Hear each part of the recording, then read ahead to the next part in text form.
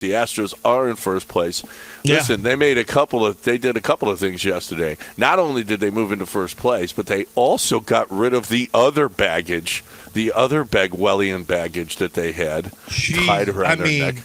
God almighty. Holy crap. I mean, for them to get rid of him, he's an arm in the bullpen. I thought for sure they would hang on to him. I never thought DFA was possible with Rafael Montero. I thought best case scenario, he just doesn't make a playoff roster if they make the playoffs. Oh, no. They basically said, Jeff, we've got to get rid of your guys. These guys are terrible. They ate a year and a half on Abreu and a full year and a quarter. Well, actually a little bit more than a quarter on Montero. They eat that money. Oh, my God. Disastrous deals. And, John, never did you and I ever agree with a 3-year deal for Montero. Never. Ever. No, and this is on the high of winning a World Series.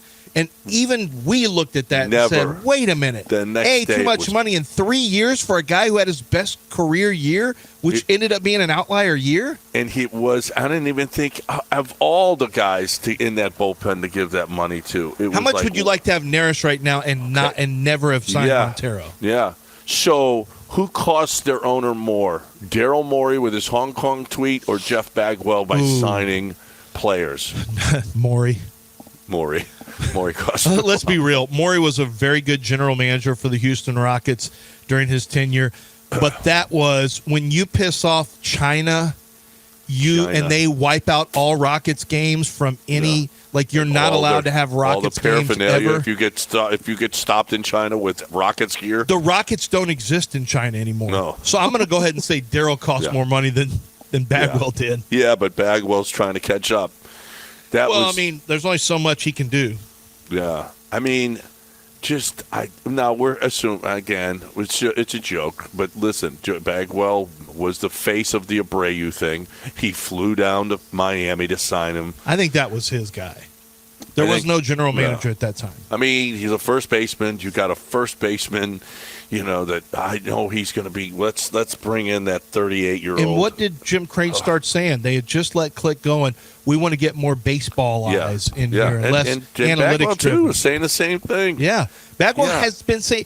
Well, that's why everyone knows it's a Bagwell deal, because he had been saying this way before he got into a position to make these kind of that he was not a fan of analytics and he got into a position, and we know that was his. Montero, honestly, I don't know about the Montero deal.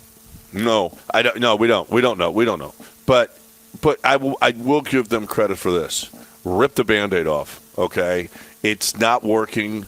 They're bad. They're bad for the organization. It hurts the organization. Yeah. Putting them on the field is, and we'll just eat the money, and that's a lot of money to eat. You got to give them credit for that. It was poorly spent. I don't remember. I don't remember the Astros even Drayton. I guess Drabek and Swindell was bad money spent. I don't know that. Carlos Lee wasn't bad money spent. No, well, Carlos Lee was not a positive, but his stats were fine. His stats were actually fine. He drove. Remember, Lance Berkman's in there going, "Yo, got to stop with that." He drove in 100. Carlos Lee, y'all kill Carlos Lee. Of course, I don't think Lance was ever on board with Carlos Lee. Was a major factor. Well, Carlos Lee showed up. Man, I was in that locker room in spring training when Carlos Lee showed up. 3 days late, and Lance, everybody else was like, "We're all here. Where you at? Where you at, bro?" Hey, Get in here. But do you really want to give them credit for spending a bunch of money to cut players? Like, that's just horrific baseball when you have to cut guys early. No, but it is. It is. I mean, it's but just at least terrible. they admitted their mistakes. You know what? They Sometimes did. you got to admit your mistake and move on. As opposed to letting it continue to hurt you. Don't get beat twice. There's no doubt. But at the same time, those same moves. This is the domino effect of poor. It's really no different than it's different, but there are similarities to the Bill O'Brien run Texans in that bad moves have domino effects that affect other moves. And I think it's completely reasonable to believe that the money you spent on Montero, and which was too much, and then the length is the length, the money was too much, and then the Abreu deal, which, at the time, let's not change history. We were We all liked it. It didn't seem like a crazy amount of money. But the fact is, those two deals that you had to eat for nothing basically cost you a chance to realistically trade for a better pitching prospect. Yeah. You get Kikuchi because he's a certain, let's be honest, he cost a certain amount of money.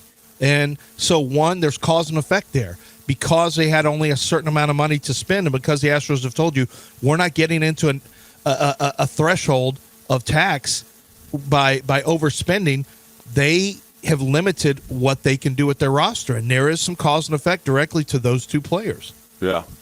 Here's the deal: is I'm proud of them. I'm proud of them that they were able to, see the error of their ways and move on from it.